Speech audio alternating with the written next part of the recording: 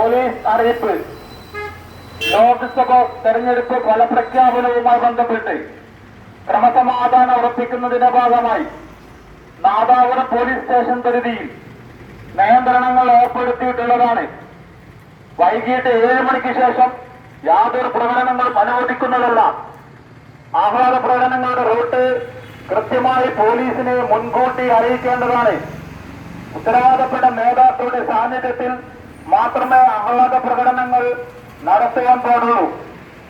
പ്രകടനങ്ങളിൽ പ്രകോപനപരമായ മുദ്രാവാക്യങ്ങൾ ഉപയോഗിക്കാൻ പാടില്ലാത്തതും എതിർ പാർട്ടി ഓഫീസുകളുടെ മുന്നിലോ എതിർ പാർട്ടി നേതാക്കളുടെ വീടിന് മുൻപിലോ പ്രകോപനപരമായ പ്രകടനങ്ങൾ നടത്താൻ പാടില്ലാത്തതുമാണ്. ആഹ്ലാദ പ്രകടനങ്ങളിൽ പടക്കങ്ങളുടെ ഉപയോഗം പൂർണ്ണമായി ഒഴിവാക്കേണ്ടതാണ്.